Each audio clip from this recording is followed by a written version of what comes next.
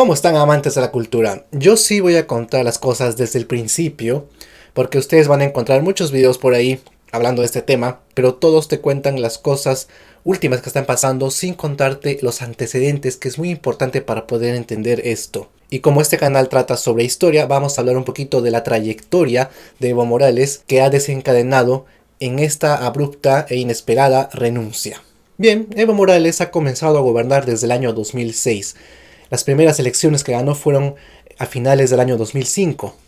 Su partido de Evo se llama el MAS IPSP. ¿Qué significa esto? Movimiento al Socialismo, Instrumento Político por la Soberanía de los Pueblos. Esta ideología política se llama el masismo y sus partidarios se conocen como masistas. O sea, todos los que siguen a Evo Morales y son militantes de su partido se conocen como masistas. Así pues, su primer gobierno fue desde enero del 2006 hasta enero del 2010. Su segundo gobierno fue del 2010 al 2015. Esa fue su primera reelección. Y su tercer y último gobierno fue del 2015 hasta el 10 de noviembre del 2019, donde él dimitió del cargo. En estos tres gobiernos estuvo casi 14 años en el poder. Solo faltaron un poco más de 2 meses para que sean 14 años exactos. Algo importante que hay que decir aquí es que estos tres gobiernos fueron constitucionales. Pero si no existía la reelección, ¿cómo es que Evo Morales lo consiguió? Muy simple. Durante el primer año del primer gobierno de Evo Morales, él crea una asamblea constituyente. Seguramente ya sabrás con qué objetivo se crea una asamblea constituyente. Pues efectivamente es para crear una nueva constitución. Así pues, para diciembre del 2007 esa constitución ya estaba hecha, ya estaba realizada, solamente faltaba aprobarla. Así que el gobierno decide llamar un referéndum para poder aplicar esta nueva constitución. No decide ponerla de facto, sino que llama al pueblo para que decida si se aplica o no. Este referéndum fue un poco retrasado en 2 ocasiones en el año 2008, pero finalmente en el año 2009 se llega a concretar. Es en enero del 2009 que se lleva a cabo esta consulta popular, donde los resultados fueron 61% para el sí y 31% para el no. De esta forma entra en vigencia la nueva constitución. Pero ¿qué dice esta constitución? He apuntado los artículos más importantes, como por ejemplo uno que dice que el Estado de Bolivia cambia de nombre. Pasa a ser de lo que era la República de Bolivia a Estado Plurinacional de Bolivia. Otro artículo importante es el artículo 6, que dice que la huipala es un nuevo símbolo nacional. En Bolivia los símbolos nacionales ahora son 7. Está la bandera, el escudo de armas, el himno nacional, la huipala que entra ahí, luego está la escarapela, la flor de patujú y la flor de la cantuta. En el Perú la cantuta es la flor nacional del país y es un símbolo patrio de Bolivia también. Otro artículo importante es el 168. Aquí se contempla la reelección. Dice claramente que un presidente puede ser reelegido una vez de manera inmediata. Habla del empoderamiento del indígena, de la reivindicación marítima, de la eliminación del latifundio. Dice que también la capital de Bolivia sigue siendo Sucre. Para los que no lo saben, la capital de Bolivia no es La Paz, como mucha gente cree. Es Sucre, la capital constitucional. Toda la vida ha sido Sucre la capital. ¿Por qué se creía que La Paz era la capital? Porque ahí está la sede del gobierno y también la sede del Congreso Nacional. También en esta constitución el catolicismo pierde oficialismo, o sea, no es la religión oficial del Estado, o sea, el Estado prácticamente es laico. Bueno, esa es la constitución de Evo Morales, a mi parecer una muy buena constitución, pero hay errores que Evo Morales a mi parecer ha cometido en el camino, como por ejemplo la ambición electoral, y de eso vamos a hablar ahora mismo. En el año 2010 Evo Morales es reelegido con un 64% de la votación. Hasta ahí todo bien porque la constitución lo permitía. Pero va llegando el año 2015 y Evo Morales quiere postular otra vez. Pero su constitución dice que no puede porque solamente se contempla una reelección de manera inmediata. Entonces Morales hace una jugada de interpretación única de la constitución. ¿Qué quiere decir esto? Bueno, yo diría que es muy parecido o prácticamente igual que lo que pasó con Fujimori en los años 90. Cuando Fujimori crea la Constitución del 93, indica lo mismo, que se puede reelegir un presidente por una sola vez, de manera inmediata. Entonces Fujimori se reelige en el 95, pero llega el año 2000 y Fujimori decide reelegirse otra vez. Pero la Constitución no avalaba eso. ¿Pero qué decía Fujimori? decía que en su primer gobierno no estaba en vigencia la Constitución del 93, sino la Constitución del 79. Lo mismo hizo Evo Morales. Su primer gobierno, del 2006 al 2010, no lo hizo valer como el primer gobierno, sino que el primero para él fue el del 2010 al 2015, ya que allí gobernó sobre el Estado Plurinacional de Bolivia. El anterior gobierno era sobre la República de Bolivia, o sea, era otro estado. Morales fue presidente de otra nación, de otro país prácticamente. Y él decía que la Constitución solamente rige sobre el Estado Plurinacional de Bolivia y no sobre la República de Bolivia. Es así que en el año 2015 Evo Morales consigue postular y consigue ganar las elecciones, y aquí tengo el dato, lo hizo con un 63% de los votos. Pero luego Evo Morales quiere postular para el 2020. Al no ver una salida constitucional, se le ocurre hacer un referéndum en el año 2016. Este referéndum tenía una pregunta y se las voy a leer. Dice así: ¿usted está de acuerdo con la reforma del artículo 168 de la Constitución para que la presidenta o presidente y la vicepresidenta o vicepresidente del Estado puedan ser reelectas o reelectos 2 veces de manera continua? Me llama la atención la forma inclusiva con que lo habla, ¿no? Presidenta o presidente, reelectas, reelectos. Bueno, la cosa es que la pregunta era así. Pedía directamente si Evo Morales podía reelegirse o no por segunda vez. Para mala suerte de Evo Morales, el referéndum le fue negado. El no ganó con 51.3%. O sea, muy apretado estuvo esa consulta popular. Así que Evo tenía que buscar otra salida. En el año 2017 ocurre algo insólito. El TC, el Tribunal Constitucional de Bolivia, decide que cualquier presidente puede reelegirse de manera indefinida, o sea, cuantas veces quiera. ¿Y en qué se basó el TC para proponer esto? En el artículo 256 de la Constitución boliviana, que indica que los derechos humanos pueden estar por encima de la Constitución. O sea, se basó en los derechos políticos de la Convención Americana de Derechos Humanos. Una cosa muy rara, pero al final consiguieron que Evo Morales pueda postular una vez más. Pero mucha gente ahí protestó y se preguntó, pero ¿y el referéndum? La gente ha votado por un no. Se debe respetar eso. Es como si en el Perú hayamos hecho un referéndum, como el que sucedió en el 2018, y que de pronto salga un decreto y que diga que no vale. ¿Se imaginan? Bueno, eso es lo que ocurrió en Bolivia. Ante esto, la presidenta del Tribunal Supremo, Katia Uriona, dijo que el referéndum estaba vigente y que 5 meses antes de las elecciones ese tribunal iba a decidir si Morales participaba o no. Ante esto, Morales tenía que hacer algo para evitar su descalificación de las siguientes elecciones. Así que se le ocurrió una jugada brillante llamada elecciones primarias. En enero del 2019 hubo unas preelecciones para designar a los candidatos que iban a participar en las elecciones de fin de año del 2019. Lógicamente, el MAS, el partido de Evo Morales, ingresó y pudo participar de estas elecciones. Así pues, el 20 de octubre del 2019 se llevó a cabo las elecciones generales para elegir a un presidente que gobernara del 2020 al 2025. Y aquí tengo los resultados de esas elecciones. El partido de Evo Morales, el MAS, consiguió 47.08%. El segundo, Carlos Mesa, del partido Comunidad Ciudadana, consiguió 36.51%.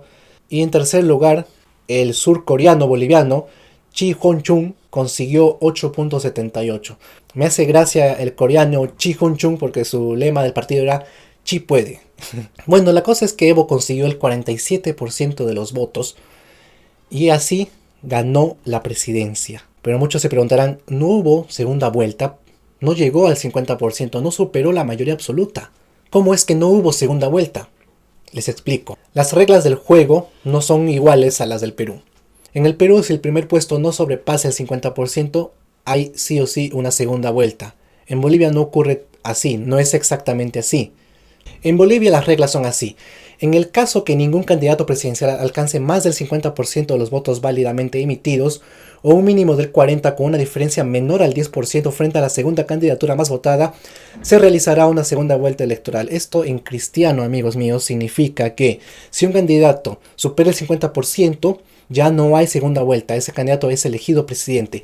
Pero si este candidato no supera el 40%, entonces sí o sí hay segunda vuelta. Pero ¿qué pasa si este candidato ocupa entre el 40 y el 50%? Ahí ocurren ya dos escenarios. En ese momento nos fijamos en el segundo puesto. Si el segundo puesto le lleva más de 10% al primero, entonces no hay segunda vuelta. Pero si le lleva menos del 10%, entonces sí hay segunda vuelta. Y Evo Morales sacó 47 y Carlos Mesa obtuvo 36. Hay una diferencia mayor al 10%, por lo tanto no hay segunda vuelta. Evo Morales se declaró automáticamente presidente. Pero la OEA, la Organización de Estados Americanos, detectó irregularidades, como por ejemplo la suspensión del conteo. Hasta ahora nadie explicó por qué se suspendió el conteo 24 horas, por qué no se quiso dar la información de manera pública en ciertos momentos. Todo esto hizo que la OEA hiciera un documento denunciando graves irregularidades en este proceso electoral. Ante esto, Evo Morales no se hizo problemas y dijo, bueno, vamos a llamar a una nueva elección. Esto lo hizo la mañana del domingo 10 de noviembre. Pero en la tarde ocurrió las tensiones mayores. Digo mayores porque ya había protestas desde antes. El 23 de octubre, Evo Morales había denunciado que estaba un golpe de estado en curso, según él, que estaban amenazando a su familia, que estaban dañando sus bienes y que su vida corría peligro. Pero la tarde del 10 de noviembre ocurrió, como decía, la mayor tensión, ya que las Fuerzas Armadas recomendaron al presidente dar un paso al costado porque solamente así amainarían las protestas sociales. Así que Evo Morales, declarando que existía una orden de detención y arresto en su contra, decide dimitir del cargo y pedir asilo. Junto con él renuncian también su vicepresidente Álvaro García y la presidenta del Senado, Adriana Salvatierra, que por cierto fue la presidenta del Senado más joven que tuvo el Congreso Nacional de Bolivia en toda su historia. Ingresó con 29 años de edad, habiendo sido senadora a los 25 años. Bueno, la cosa es que mucha gente ha calificado esto como un golpe de Estado. Entre ellos, aparte de Evo Morales y su gente, Lula da Silva, Nicolás Maduro, por ejemplo, él también ha dicho que esto es un golpe de Estado, y han denunciado el rompimiento del orden constitucional. Pero del otro lado de la moneda está ocurriendo algo insólito. Un señor llamado Luis Fernando Camacho ha ingresado a la casa del gobierno con la bandera boliviana y una Biblia en mano, haciendo arengas de que Bolivia es de Cristo y cosas por el estilo. ¿Quién es este señor Camacho? Es un abogado, dueño de una firma importante de abogados y también es un empresario que ocupa un puesto en Santa Cruz de una junta de empresarios. A este señor lo han comparado con Jair Bolsonaro, le han dicho que es el Bolsonaro de Bolivia, ya que tiene posturas de ultraderecha. Una de las arengas que dijo este señor, les voy a leer, es: la Pachamama nunca volverá a Palacio, Bolivia es de Cristo. La Biblia está volviendo a Palacio de Gobierno, nunca más la Pachamama. Cristo está volviendo a Palacio de Gobierno, Bolivia es para Cristo. Padre eterno, en nombre de Jesús, demos gracias. Bueno, ya no sigo leyendo porque, mira, tú podemos creer en Dios y todo, pero estas creencias no deben estar dentro de la política. Se ha demostrado que un Estado independiente de la religión es un Estado exitoso. Una parte de la oposición ha estado en contra de la huipala incluso. He visto como unos policías que tenían aquí las banderas de Bolivia y la huipala han recortado la bandera de la huipala en protesta al gobierno renunciante de Evo Morales. Pero amigos, la huipala no es una bandera política, es un símbolo del pueblo aymara, no tiene nada que ver con política, simplemente es una reivindicación de los pueblos aymaras para el Estado Plurinacional de Bolivia. Ante esto, ¿quién sigue en la línea de sucesión de la presidencia? Si el presidente renuncia y el vicepresidente también, tiene que entrar el presidente del Senado o el vicepresidente del Senado o el presidente de la Cámara de Diputados o su vicepresidente. Estos cuatro últimos se fueron, ya no están. Solo quedó la segunda vicepresidenta del Senado, que se llama Jeanine Áñez. Ella, siendo opositora, decidió asumir la presidencia del Estado. ¿Pero esto es legal? ¿Qué dice el artículo 169? Vamos a leerlo. En caso de impedimento o ausencia definitiva del presidente del Estado, será reemplazado en el cargo por el vicepresidente, y a falta de este por el presidente del Senado, y a falta de este por el presidente de la Cámara de Diputados. En este último caso se convocará a nuevas elecciones en el plazo máximo de 90 días. Aquí no habla de vicepresidentes de Senado o de vicepresidentes de Cámara de Diputados y mucho menos de segundos vicepresidentes. Así que la señora Jeanine Áñez no podría ser presidenta del Estado de manera constitucional. Y si ella se ha proclamado, esto sería un gobierno de facto, a menos que el Congreso ratifique esta asunción. Y para ratificarla tiene que haber un quórum. tiene que sesionar el Congreso. Y no lo hizo en su totalidad porque los masistas no estuvieron presentes a modo de protesta.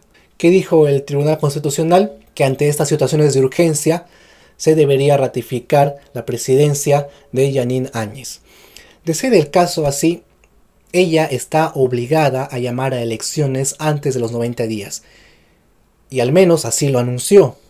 Dijo que el 22 de enero habría nuevas elecciones y ya se tendrá presidente nuevo para Bolivia para esa fecha, lo cual es lo mínimo que debería cumplir.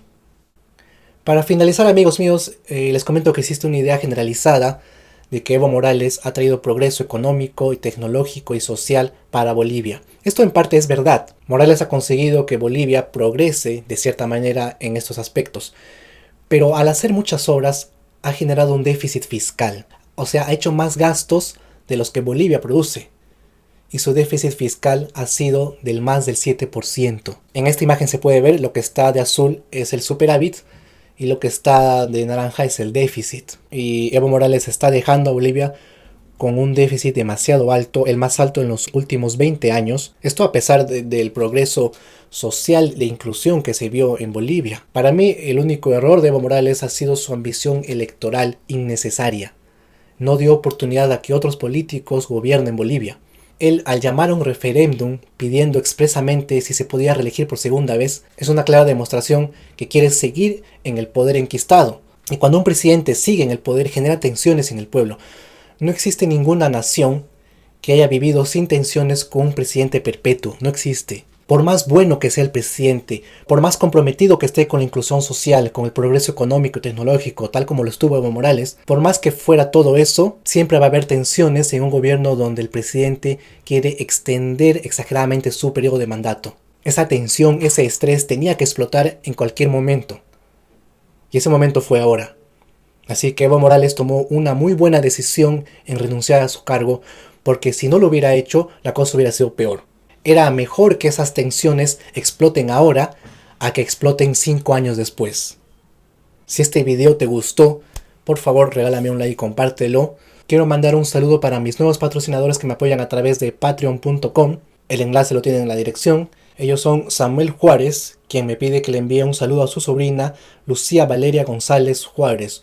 Un abrazo enorme para ella. También mando un saludo para Susan Dueñas y Paola Alexandra, que hace poco se unieron a la comunidad de Patreon apoyándome económicamente para que este canal siga activo. Los 2 próximos videos que voy a publicar en este canal va a ser sobre mi viaje a los Estados Unidos y sobre mi experiencia que viví allá.